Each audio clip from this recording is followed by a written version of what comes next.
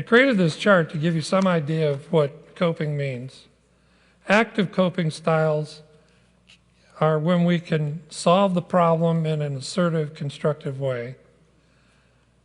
They're when we can focus emotionally on what's happened with the problem and regulate those emotions, such as yoga is a way to emotionally regulate. Prayer is a way to emotionally regulate. Meditation, empathizing with the other person, crying. Meaning focused is where we try to reframe or look for the deeper meaning in what happened, and that's another way to cope. These coping styles help to change the trajectory of our unforgiveness life cycle from what happens with negative coping, which produces negative behaviors, to positive coping, which produces positive intentions towards the person. Avoidant coping styles in a problem-focused arena are things like talking to others. So if I tell you about what happened, maybe it'll help us solve the problem. And that's called triangulation. Triangulation is when you have two people that are in a relationship, which dyadic relationships are by nature unstable, and you bring a third person in to try and help you stabilize what's happening, to listen to your story, to give you some sense of completeness in what the right solution is. That's a negative or avoidant coping style. Self-blame, venting, fear and anger, diversion such as movies and hobbies, substance abuse are all examples of ways that we emotionally regulate our feelings of unforgiveness in an avoidant way. So it's a way that helps us to avoid what's really happening. And avoidant meaning-focused strategies are things like desire, denial, posting it on social media, listing the person's shortcomings, telling the truth to others. So now I want to give you an assignment. You thought I was kidding. On the next page is a worksheet. Do you see it? And what you're going to do with this worksheet is you're going to go through and score all the different examples of coping according to what you feel most comfortable with. So when you're confronted with a transgression, somebody does something that's hurtful towards you, which of these coping styles are the way you like to do it, the way you like to respond? So you're going to mark those, and then down at the bottom you can tabulate it. Since we're a little behind, I'm not sure that I'm going to go into interpreting this with you, but I've given you a page after the worksheet that you can go through that helps you interpret what your coping style scores mean. So let's take about, I'll check in with you, but let's take about 5 minutes to go through that. Your booklet's missing a page. Well, shame on you. Do we have any more booklets?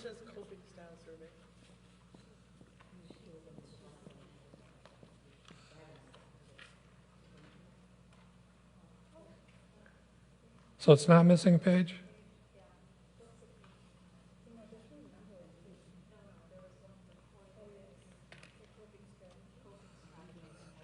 Oh, you don't have that. You kind of need that one. After all the time I spent creating it, I want you to have it.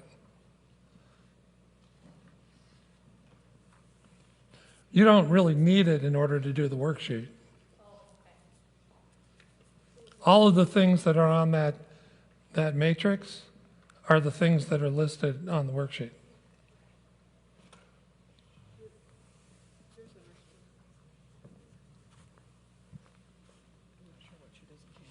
Shouldn't have this page. If you want it for reference, I can give you that, loan you this. But we'll get you, oh, she's got you another. Make this writing just a little bit bigger. Yeah, well, that's a long story.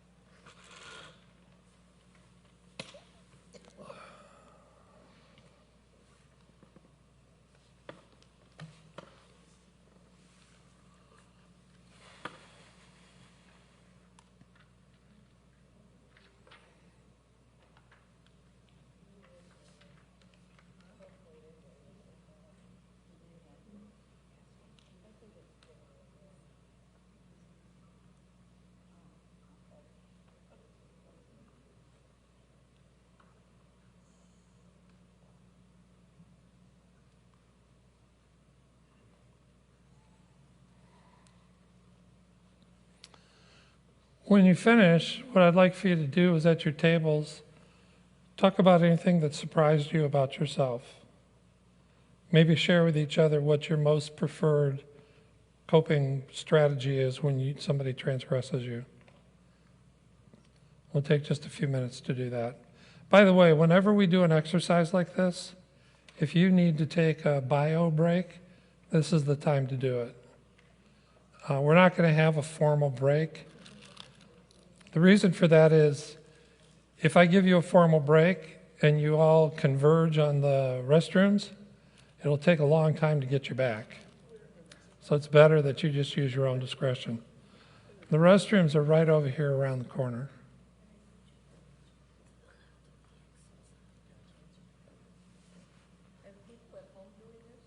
Yes. Well, I can't see them. You people at home, I hope you're doing this. We just got a question about that. They're probably going and getting a cup of coffee right now, which I think is an excellent idea. Well, the good thing is that my scores are higher on the productive side than they are on the avoidance side.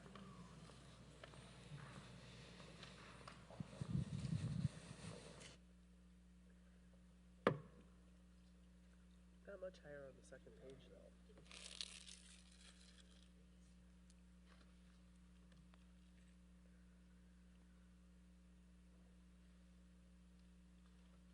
coffee.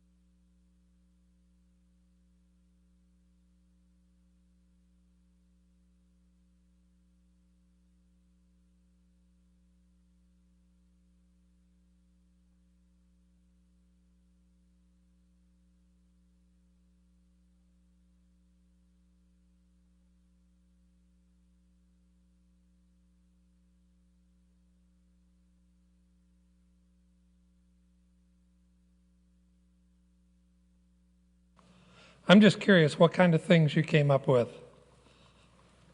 What surprises did you have about yourself? Was there anything in the coping styles list that you thought, never thought of that? Yeah. Hold it. I know you guys can probably hear each other, but we've got the people at home that. I'm glad I've got a husband. I never thought of him that way, but usually I come home from something and I pour my heart out to him. And I realize now that I like to talk about it to somebody. Okay. And So that helps you emotionally yeah, regulate. I need to express it. Yeah, And I might not do anything about it, but that's part of the help, that's part of helping me, is just being able to say, guess what happened? yeah. And that kind of helps you think through the facts. Yeah, I might not do anything though, but I just, Sure, but it helps you emotionally. yeah.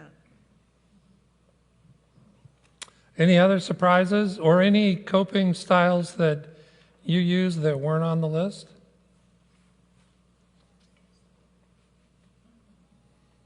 One at a time. We only have one mic.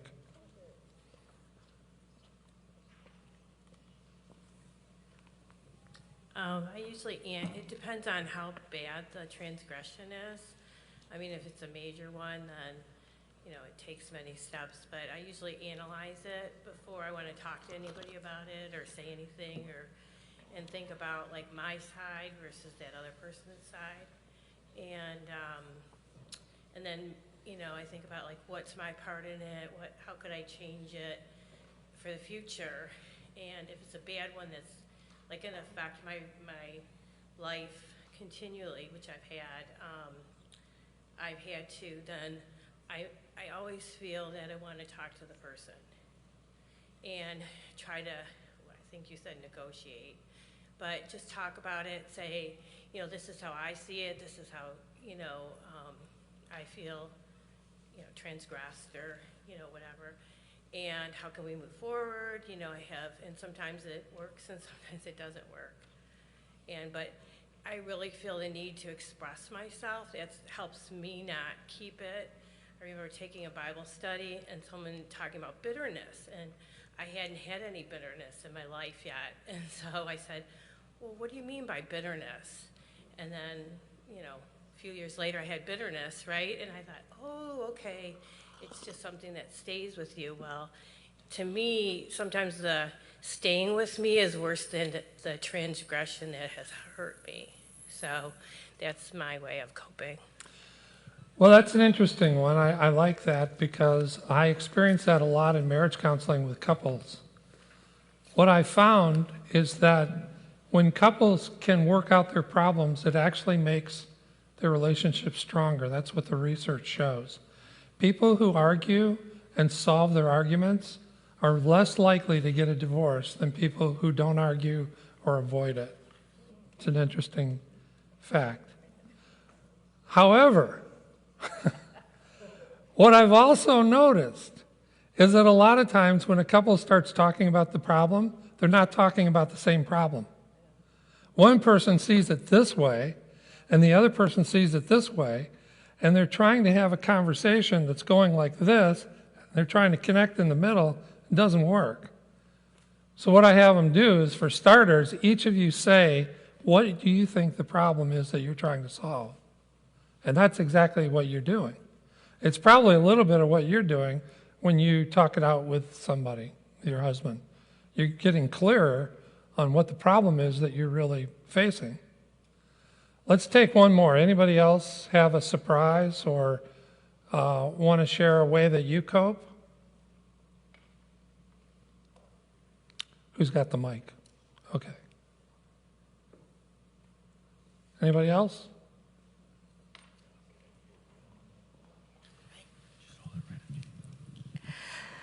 I really try to see the other person's point of view, and I will take time and not be explosive or not being confrontational until I can wonder, how did that person see it?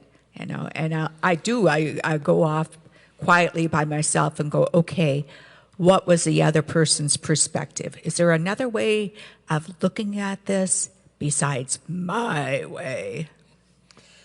Well, you've hit the nail on the head. You win the prize. Ding, ding, ding, ding. All the research on forgiveness may be slightly different in some ways, but there's one thing that all the research on forgiveness agrees on, and that is that at the heart of empathy is forgiveness. No, that's backwards. At the heart of forgiveness is empathy. And we think of empathy sometimes as the golden rule: do unto others as you'd have them do unto you. But in reality, understanding the other person helps us know how to do unto them what they want done unto them, not what we think they should have done unto them.